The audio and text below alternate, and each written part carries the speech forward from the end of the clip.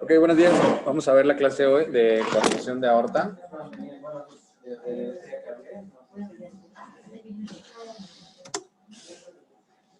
Bueno, la coordinación de aorta se define como es una cardiopatía congénita cianógena en la cual esta se caracteriza por una obstrucción parcial de la aorta torácica proximal y puede tener varias variaciones anatómicas. Puede acompañarse de hipoplasia del arco aórtico y ocasionalmente puede tener localización a otros niveles como la aorta abdominal.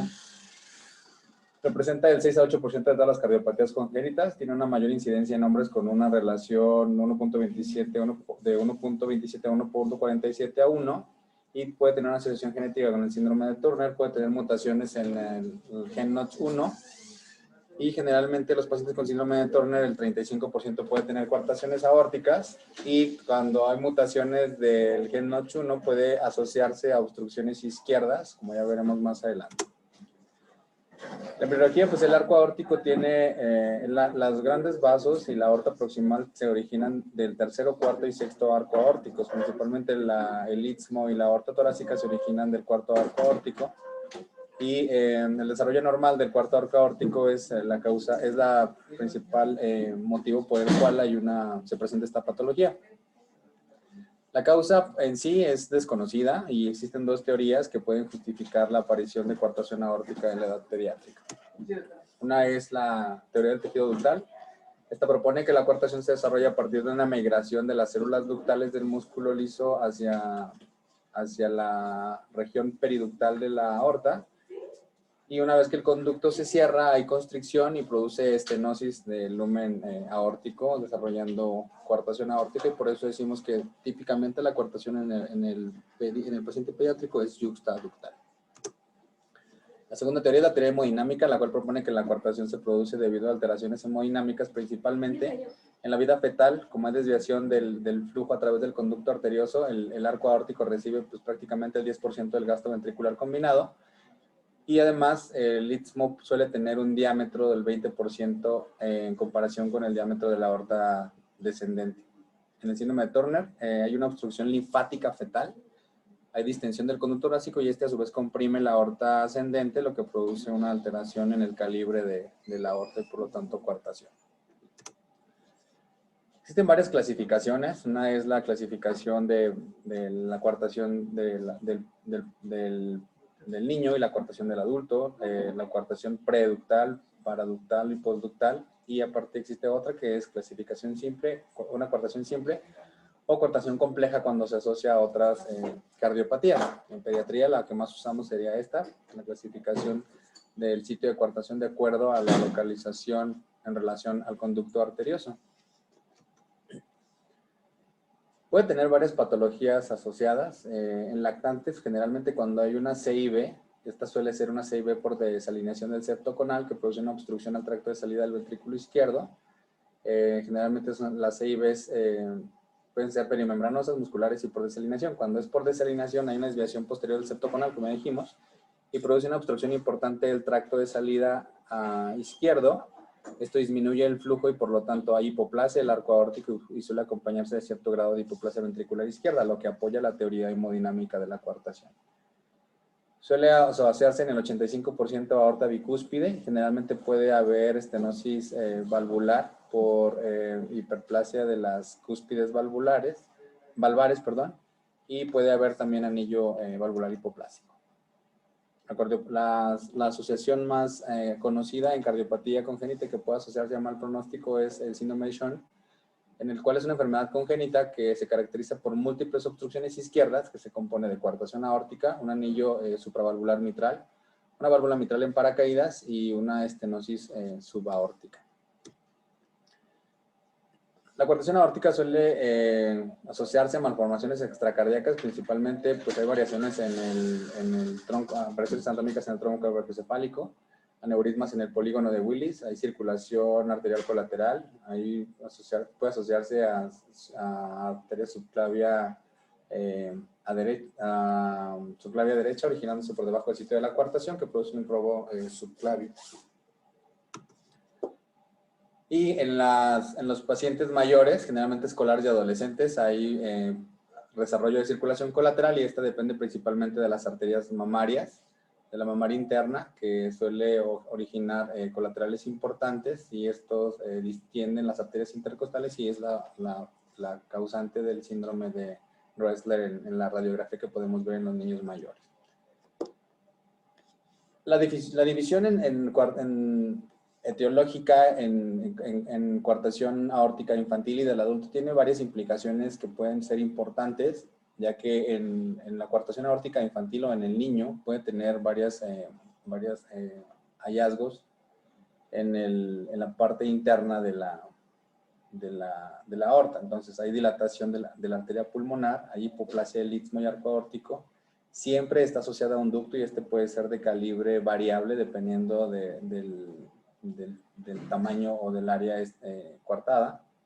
Puede haber dilatación postcoartación y generalmente si hay una CIB, que puede ser por desalineación y por desplazamiento del septo conal, hay hipoplasia del arco aórtico e incluso hipoplasia del ventrículo izquierdo.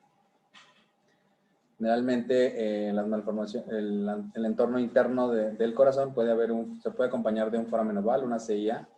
Puede haber malformación mitral del 25 al 58% de los pacientes. Puede asociarse a fibrolastosis de la aorta, a fibrolastosis del ventrículo izquierdo, a aorta bivalva o incluso fibrolastosis del atrio izquierdo. En el adulto generalmente la coartación es postductal, no hay ducto, y suele haber una dilatación pre- y postestenótica. Hay alteraciones en la íntima por el jet que produce el orificio de estenosis.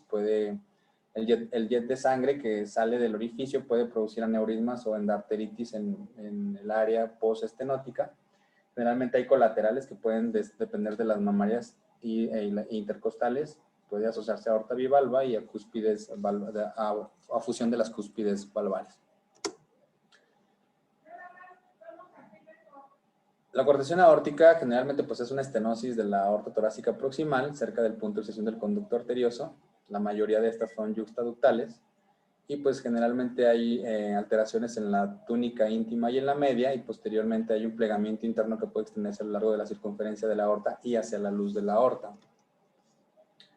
Lo más común es que sea una estenosis leve, aunque puede asociarse también si hay CIB a hipoplasia del arco aórtico y a hipoplasia grado variable del istmo y el arco transverso. Es menos común que haya estenosis a nivel de la aorta abdominal o de la aorta ascendente. Generalmente a nivel histopatológico podemos ver un engrosamiento de la túnica íntima. Puede haber crecimiento de las crestas hacia la parte del luminal de la aorta. Generalmente hay, en pacientes de mayor edad hay un engrosamiento de la hiperplasia, de la íntima. Y cuando son yuxtaductales, generalmente el ligamento arterioso o el conducto arterioso se inserta al mismo nivel del sitio de coartación. Cuando hablábamos de la lesión por el jet de la aorta, hay una proliferación de la túnica íntima y ruptura de las fibras elásticas, y generalmente esto puede ocasionar endarteritis y aneurismas, que son la principal causa de muerte en pacientes con coartación aórtica no diagnosticada. Esto provoca necrosis quística de las fibras, hay necrosis de las fibras elásticas, y pues esto contribuye a las alteraciones vasculares que vemos en los pacientes mayores con complicaciones propias de la coartación aórtica. En el periodo fetal habitualmente podemos ver pocas alteraciones, ya que el gasto cardíaco combinado que sale del ventrículo izquierdo hacia la aorta pues solo es el 10% del total que puede desviarse a través del conducto, y en la vida postnatal pues al cerrarse el conducto incrementa el flujo a través del segmento aórtico. Esto produce, pues, obviamente hipertensión arterial y falla cardíaca o choque cardiogénico, un choque obstructivo por obstrucción del tracto de salida del ventrículo izquierdo en situaciones de coartación aórtica crítica. Al haber una obstrucción al tracto de salida del ventrículo izquierdo, generalmente tenemos aumento de presiones intracavitarias en el lado izquierdo, ventrículo izquierdo, atrio izquierdo. Esto trae como consecuencia una hipertensión venocapilar pulmonar, que podemos evidenciar generalmente con datos de dificultad respiratoria en el periodo neonatal cuando la obstrucción es muy severa. Esto produce una dilatación también importante del tronco de la arteria pulmonar, que podemos ver en el eco. Entonces la obstrucción severa de manera abrupta en el lado izquierdo produce disfunción ventricular izquierda y falla cardíaca. Entonces hay disminución del gasto cardíaco y un incremento de la presión telediastólica del ventrículo izquierdo. que trae como consecuencia pues, un aumento de la presión media del atrio izquierdo y congestión venocapilar y hipertensión arterial pulmonar. Y esto produce hipoperfusión, acidosis, disminución de la contractilidad miocárdica y pues muerte en las situaciones en los cuales la coartación es crítica y la obstrucción es severa en el tracto cerebroventrículo izquierdo. Generalmente suele haber hipertensión arterial sistólica, hay una alteración en la reactividad vascular, hay distensibilidad de las paredes arteriales, hay disminución de la distensibilidad de las paredes arteriales y pues hay una función alterada en los vasoreceptores, lo que trae como consecuencia la manifestación clínica más importante, que es la hipertensión arterial. Entonces, las manifestaciones clínicas van a depender de la edad de aparición o del tipo de coartación en la que estemos hablando. En el recién nacido, el lactante puede presentarse con insuficiencia cardíaca y choque obstructivo en las primeras semanas de vida cuando el conducto empieza a cerrarse. Puede acompañarse de falla renal, enterocolitis y acidosis metabólica que suele ser refractaria. En el preescolar y en el escolar simplemente podemos auscultar un soplo. Los pacientes pueden estar asintomáticos y la hipertensión puede ser la única manifestación clínica de la coartación. Hay disminución de los pulsos en extremidades inferiores, hay claudicación de miembros inferiores al ejercicio y suele acompañarse de cefalea. En el recién nacido con falla cardíaca, pues vamos a tener los signos propios de falla cardíaca y choque obstructivo con un compromiso respiratorio importante. En los escolares y adolescentes, pues estos suelen ser asintomáticos y la principal causa de consulta suele ser la hipertensión y la claudicación al ejercicio. Y pues la exploración física, pues en el precordio podemos tener un incremento en el impulso apical, un precordio hiperdinámico, un frémito en el hueco supraesternal. Podemos tener otros tipos de soplos en caso de que haya lesiones intracardíacas asociadas. Y podemos palpar las colaterales en la región intercostal y en la región interescapular. En la auscultación vamos a escuchar ruidos cardíacos aparentemente normales, un clic de eyección en el ápex cuando se acompaña de aorta bivalva, un soplo sistólico eyectivo para esternal izquierdo, podemos encontrar un soplo continuo en tórax anterior y lateral, pues puede ser secundario al jet de las colaterales, un retumbo diastólico, generalmente se acompaña de CIVs grandes y galope cuando el paciente tenga insuficiencia cardíaca severa. En el electrocardiograma usualmente pues, vamos a ver lo normal, puede acompañarse de hipertrofia ventricular izquierda en pacientes preescolares. Vamos a ver un patrón de strain que se refiere a una depresión del segmento STI de la onda T que sugiere datos de estenosis aórtica. Y pues en niños mayores vamos a tener hipertrofia, datos de sobrecarga de presión y crecimiento atrial izquierdo. En la radiografía de tórax, generalmente pues el paciente cuando la obstrucción es crítica, en el recién nacido vamos a tener cardiomegalia de moderada a severa con congestión venocapilar importante. Y pues en niños mayores, por la presencia de colaterales, va a haber muescas en las costillas, que lo conocemos como un signo de Roessler, y rara vez va a haber cardiomegalia. El flujo pulmonar puede ser normal, a menos que haya defectos asociados. Y podemos ver el signo de 3 invertido en el sitio de coartación, que es por la dilatación pre y postestenótica. Es una radiografía donde vemos el signo de Roessler por el fuelle de las intercostales, el signo de 3 invertido. Y las imágenes por resonancia y tomografía nos sirven para determinar el sitio exacto de la coartación y si hay alguna alteración en el trayecto de la aorta. Puede haber que sean alteraciones en la tortuosidad de la aorta y esto pues obviamente el tratamiento es diferente en cada caso. El ecocardiograma principalmente nos sirve para conocer las características morfológicas de la coartación, la severidad de la obstrucción, la morfología y la función ventricular, la presencia de ducto arterioso y las características hemodinámicas del ducto, la presencia y severidad de hipertensión pulmonar y cardiopatías asociadas, así como la asociación con aorta bivalva. Principalmente en el eje largo supraesternal, pues vamos a ver el sitio de coartación. Podemos ver el sitio de coartación posterior al origen de la subclavia izquierda, hipoplasia del istmo o aórtico y dilatación prostestenótica. Vamos a ver una disminución en la pulsatilidad de la aorta descendente y con el Doppler color ayuda a localizar el sitio de coartación en caso de que sea difícil verlo.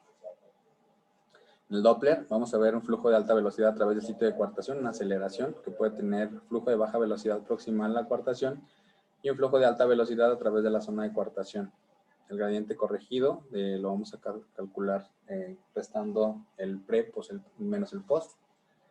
Y en el 2D podemos identificar los defectos intracardíacos principalmente. Esto es un eco donde podemos ver una coartación yuxtaductal, en el cual se midió un gradiente corregido de 44, y podemos ver el patrón de obstrucción en el Doppler. Igual otro mismo paciente en el cual podemos ver el sitio de coartación, el área de aceleración a nivel del sitio de coartación y el patrón de obstrucción. Este sería el patrón típico de obstrucción que podemos ver nosotros en el Doppler.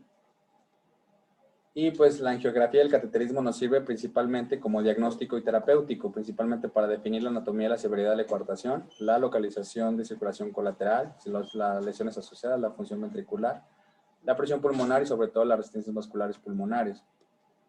Esta es una angiografía de un paciente de aquí del hospital en el cual podemos ver la coartación, una dilatación postestenótica, en el cual se llevó a cateterismo para colocación de stent. Entonces ahí vemos la angiografía en el cual podemos ver el sitio de coartación.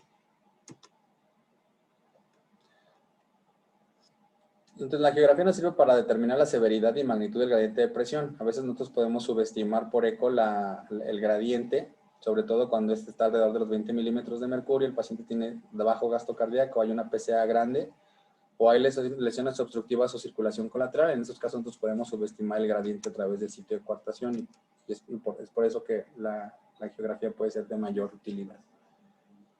Y el tratamiento pues va a depender de la edad. Generalmente los pacientes que no reciben tratamiento tienen un pobre pronóstico y la expectativa de vida no supera los 34 años. En el recién nacido y el lactante, pues el tratamiento debe ser inmediato, sobre todo si esto se asocia a obstrucciones críticas. Los pacientes suelen requerir diurético, inotrópico, asociación con prostaglandina E1 para mantener abierto el ducto. Y habitualmente el tratamiento en la edad del recién nacido y el lactante suele ser quirúrgico, a menos que el paciente tenga una situación en la cual contraindique la cirugía. Pueden hacerse otras alternativas que vamos a ver más adelante. Existen múltiples técnicas dependiendo obviamente del tipo de coartación, del segmento coartado, si se asocia o no a hipoplasia del arco aórtico. Entonces generalmente los pacientes pueden quedar generalmente con un gradiente entre 10 y 15 inmediatamente posterior al procedimiento. La mortalidad es cercana al 0%, pero depende de los defectos asociados y de la edad del paciente. Y generalmente cuando se asocia a CIVs grandes, la mortalidad suele aumentar hasta el 10%. Puede asociarse la morbilidad postquirúrgica. Generalmente los pacientes suelen tener hipertensión paroxística, ahorita vamos a ver más adelante. Puede asociarse a isquemia de la médula espinal por el tiempo de pinzado de la aorta. Puede asociarse, pues obviamente, a parálisis cuando hay isquemias y sobre todo el pinzado es más de 30 minutos. Y puede haber parálisis de laringio recurrente, quilotórax, sangrado o infección, sobre todo en niños más pequeños. Entonces, dependiendo del tipo de coartación, puede hacerse una cuartectomía con anastomosis término-terminal, simplemente resecando el segmento coartado, pero puede hacerse también una cuartectomía ampliada en el caso de que haya un segmento importante con hipoplasia de la aorta. Puede hacerse una cuartectomía con un flap de la arteria subclavia en el caso de que no haya tejido adecuado para corregir, o puede ponerse material protésico para hacer una artroplastía y reparar adecuadamente la aorta. Síndrome de poscuartectomía es una complicación que puede ocurrir en los pacientes después de cirugía de cuartectomía y suele presentarse entre los 2 a 5 días posteriores a la reparación. Hay un incremento de la presión sistodiastólica mayores, incluso puede ser, la hipertensión pues más severa y previa a la que había previamente antes de la cirugía, y en los casos severos puede asociarse a arteritis mesentérica o isquemia intestinal. Y pues bueno, se debe a una activación del sistema nervioso simpático, a una liberación a un aumento en el sistema renina-angiotensina-aldosterona y vasoconstricción arterial, y puede prevenirse con beta bloqueadores y debe darse un manejo antihipertensivo agresivo para prevenir las complicaciones propias de esto. En la angioplastia con balón es una técnica que se ha utilizado de manera que se había utilizado de manera rutinaria en los pacientes con coartación aórtica, en los cuales se había determinado un gradiente mayor de 20 milímetros entre la aorta ascendente, entre el sitio pre y post coartación. Y simplemente debe considerarse como una medida preventiva para estabilizar a un paciente independientemente de la edad, porque tiene varias complicaciones que vamos a mencionar, ¿no? La angioplastia con balón consiste en desgarrar la túnica íntima y media de la pared de la aorta y es útil para realizar angiografías para definir la anatomía de la aorta ascendente y del arco transverso.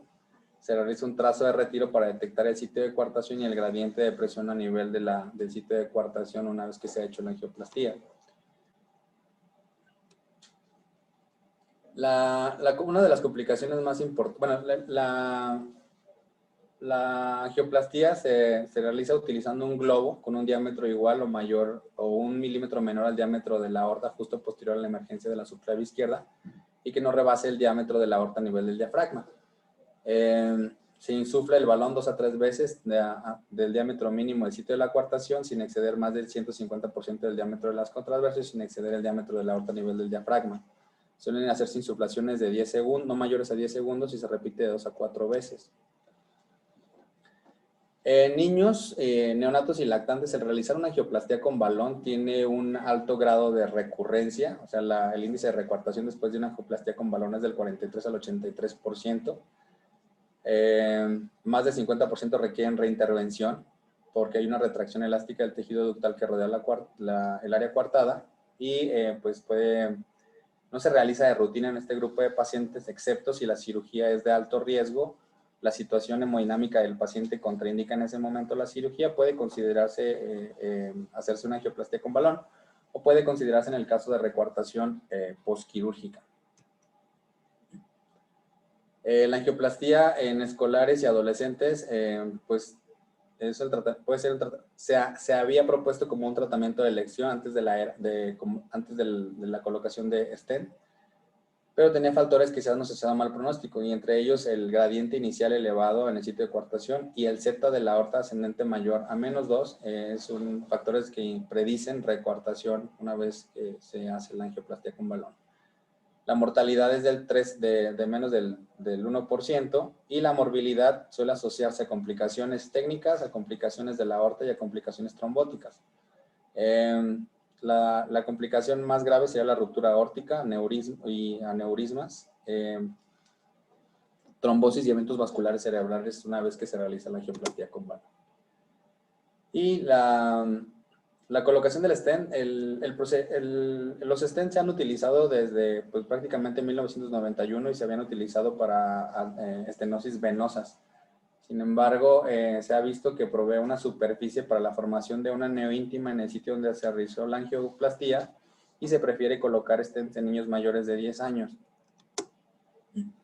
Está indicado en pacientes con coartación nativa o pacientes con recuartación con una talla suficiente para que se realice el implante de manera segura, o sea, el dispositivo se implante de manera segura, y en quienes se puede reexpandir el stent hasta una talla adecuada del adulto, siempre y cuando tengamos un gradiente arriba de 20. Y los stents cubiertos están indicados en pacientes que tienen aneurismas aórticos, en los cuales la aorta es tortuosa. Hay coartación aórtica crítica en síndrome de Turner o Williams, ya que estos tienen alteraciones en la elastina y en los cuales hay una fractura en la circunferencia de un stent previamente implantado. El tamaño se basa en la distancia desde la subclavia izquierda hasta aproximadamente 15 milímetros posterior al sitio de la coartación. Y en el balón en el que se montará el stent se basa en el diámetro de la aorta transversa o del arco aórtico distal y suele ser el balón 1 a 2 milímetros mayor. Las desventajas, pues, ahí suele haber hipertensión o una respuesta de hipertensión arterial alterada al ejercicio, y las complicaciones en el stent suelen clasificarse en complicaciones técnicas, complicaciones aórticas y complicaciones vasculares periféricas. Las complicaciones técnicas principalmente son la migración del dispositivo. Las complicaciones aórticas serían la disección y los aneurismas, y las complicaciones vasculares serían la trombosis y los eventos vasculares cerebrales. Entonces se monta el stent aplicándolo sobre el globo, se introduce a través de la camisa y se localiza a través del segmento cuartado, realizándose una insuflación para ver la colocación que el dispositivo quede de manera adecuadamente colocado, como vemos en la geografía.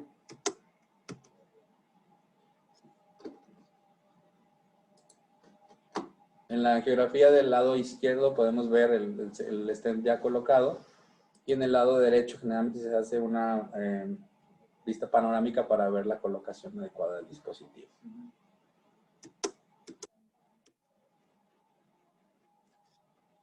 Hay varias revisiones respecto a la utilización de stent en los pacientes pediátricos. La mayoría de ellas, y se ha discutido a lo largo del tiempo de la utilidad o la factibilidad de colocar un stent en niños pequeños, ya que pues conforme estos vayan creciendo el segmento va a quedar pequeño y habrá que redilatar. Y en décadas pasadas pues no había stents que pudieran alcanzar diámetros a los que se requieren en el tamaño del adulto, más o menos entre 2.8 y 3.5 centímetros de diámetro. Pero actualmente ya se cuenta con dispositivos que pueden alcanzar esas dimensiones, y este es una revisión en la cual se revisó la seguridad de usar stent en niños menores de 30 kilos. Es una revisión en la cual se incluyeron 22 pacientes de 1 a 10 años con una media de 5.6 años, con un peso entre 9.7 y 27 kilos. La media fue de 19.8 kilos. Todos ellos tenían menos de 30 kilos. Y pues los resultados muestran un aumento en el diámetro del segmento coartado, una caída del gradiente de presión sistólica máxima y una mejora en la relación del segmento coartado entre la coartación aórtica y la aorta descendente a nivel del diafragma. Los autores concluyen que la terapia con stent para el tratamiento de la coartación aórtica en niños pequeños es efectiva, es segura y es similar a la observada en pacientes mayores, aunque requerirá una nueva dilatación. O sea, estos pacientes generalmente requieren reintervenciones periódicas para dilatar el stent hasta llegar a la edad adulta. Y el manejo con stent parece ser una alternativa a la terapia quirúrgica o a la angioplastía con balón en el tratamiento de la coartación aórtica en adolescentes y adultos. Y en niños pequeños puede ser viable y eficaz para tratar la coartación aórtica. Lo que los autores concluyen es que pues, tiene una alta probabilidad de no alcanzar los tamaños adecuados en la edad adulta cuando se implantan stent en niños muy pequeños, que puede no ser adecuado en su uso en coartaciones discretas. Por lo tanto, cuando se coloca un stent para coartación a un niño muy pequeño, puede considerarse que tal vez en algún momento vaya a requerir el retiro del stent y una alternativa quirúrgica.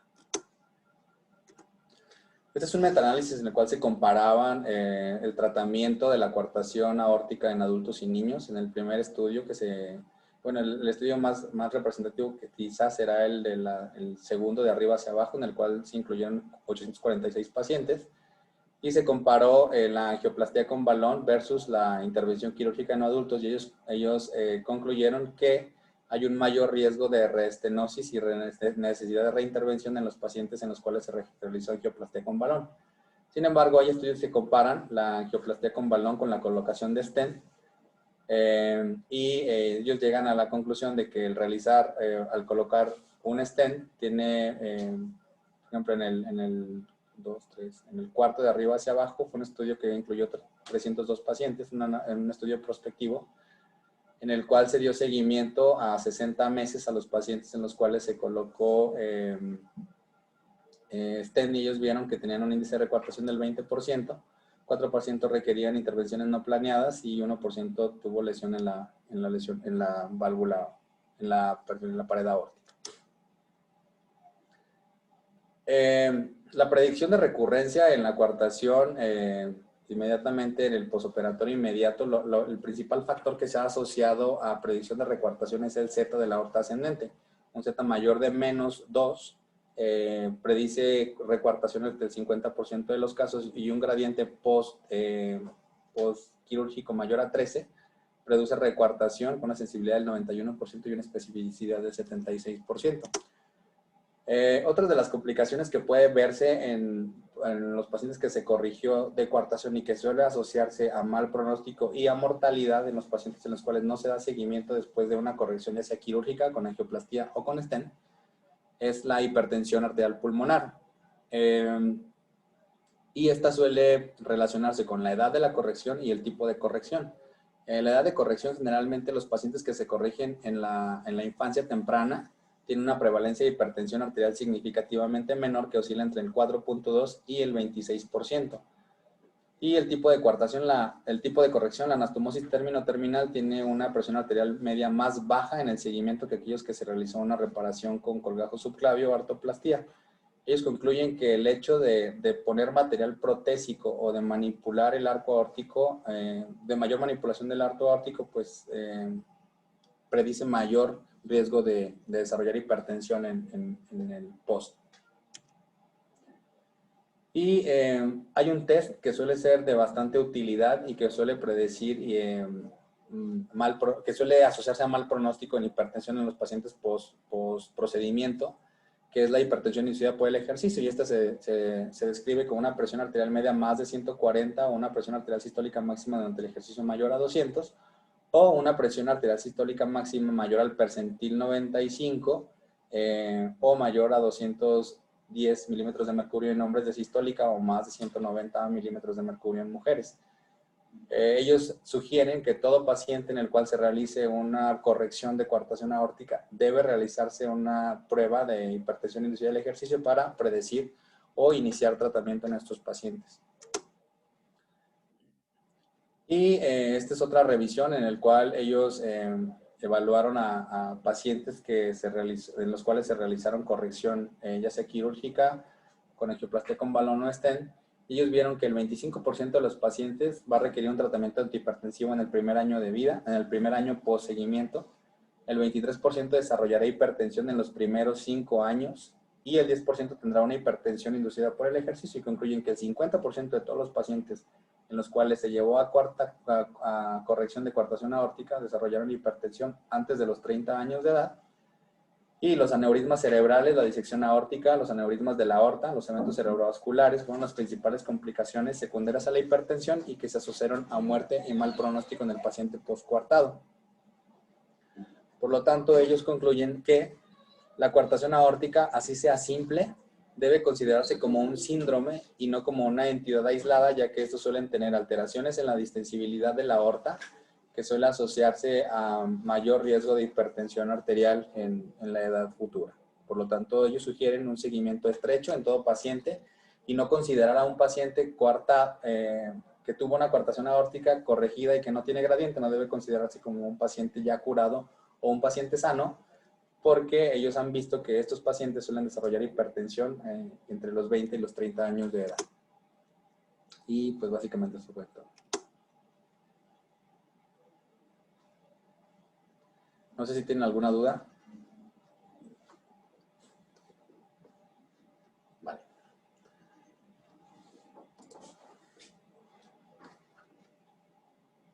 Bueno, eso fue todo.